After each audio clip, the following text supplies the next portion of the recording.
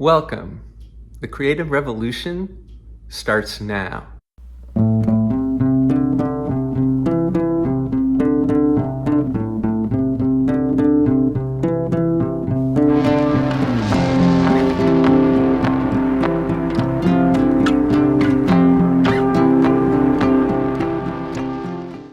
At the beginning of this series, I promised you a creative revolution. And in episode 10, I introduced a very revolutionary idea. I believe this represents a paradigm shift in the psychology of creativity. I said, rather than conceive of creativity as a form of thinking, reasoning, or problem solving, consider creativity as love play. The reason to make this shift in your understanding of creativity is that it opens you up to the experience of creative inspiration. And that experience of inspiration is often associated with your greatest ideas, images, and insights, your creative masterpieces, scientific discoveries, and breakthroughs. There's nothing wrong with the model of creativity as thinking or problem solving. It's just that it can be overly constricting. Every model has its strengths and its weaknesses. Often, one scientific model is replaced by another because it overcomes certain limitations and it shows us a new way of understanding the world. That's very exciting when it happens. For those of us who are interested in the practice of inspiring, which expands us and connects us in the most intimate way possible with our creative genius in moments of creative inspiration, making this shift is critical. Because thinking, problem solving, reasoning are not enough to account for what goes on. For one thing, as I mentioned in episode 10, people like Einstein have said that the intellect has very little to do on the road to discovery. Sometimes you have to put your intellect aside. Sometimes you can feel the flow of ideas, images, and insights that is happening almost as if on its own, of its own accord, without you contributing very much, if anything, consciously, mentally, cognitively to the experience. Suppose the prevailing model in human sexuality was that children are conceived as a form of problem solving or thinking, that it's strategic, that a couple comes together to say, how can we best conceive of a child? And in such a way, children are conceived. Now, it makes sense that some children are conceived in this way. Some parents are very effortful and deliberate in attempting to conceive a child. But I think you would agree with me that most children are not conceived in this way, that children are conceived in as many different manners as there are couples. Sometimes children are conceived under duress, or while people are under the influence of an altering substance. Sometimes children are conceived through a shared experience of love and joy, bliss, ecstasy, and delight, passion and desire. Those loved children are special. They are. Whether they know they are or not, they have been conceived in an inspiring way. And my point in this is twofold. The first point is that it's not hard to see that a model of human sexuality which says that conception is always a form of thinking, problem solving, or reasoning would be overly limiting and would ignore all the other ways that children are conceived. The second point is that conception as it pertains to human creativity is not all that different from conception as it pertains to human sexuality.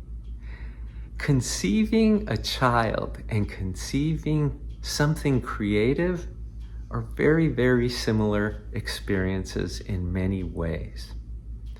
The artist can think of herself or himself as a lover, and the experience of creating art can be thought of as love play. that love play can culminate in the beautiful, ecstatic experience of creative inspiration. And that is what the practice of inspiring can do. It can show us how to treat our creativity as love play, and then allow that creative experience to culminate in creative inspiration, the kind of inspiration that makes now great in a way that can facilitate the unfolding of creative masterpieces and breakthroughs. The kind of love play that is pertinent to creative inspiration is what I call two-way love play. That means that at the same time, you are the recipient of essence and you're giving out essence. In the rest of this episode, I want to share with you how to engage in two-way love play. First of all, tune into what you find inspiring right now at this moment. It could be something in your environment, an image, a sound, a scent, a taste, a movement. There's so many ways to connect with something inspiring. So let's take visual imagination. You might close your eyes and visualize something you find inspiring. As a teenager, that's what Einstein did. He imagined himself riding on a beam of light. And when he did that, it opened him up to whole new worlds, to a new understanding of the relationship of time and space and light travel that lies at the heart of his theory of special relativity. An important part of the evolution of any creative visionary is to become receptive to whatever inspires you, whether it surrounds you, whether it lies within you. You have to be able to find it, to be receptive, to tune into it, to tap into it, and to let it soak into you so that you can experience it fully. Einstein felt what it was like to ride on a beam of light, and everything else emerged from there for him. In two-way love play, there's also expression. You're not just receiving something inspiring, but you're giving it away freely, joyfully, ecstatically, blissfully, letting go, surrendering, setting it free. That is the kinds of creative expression that leads to inspiring art. Ultimately, you can't have creativity without expression. You might take something in, but if you don't let it go, if you don't let it flow, then it's not really something that anybody but you can ever discover. It's simply a part of your inner life. And I do not want to minimize anybody's inner life, because that inner life is what gives rise to all the great art, science, innovation, and invention in the world.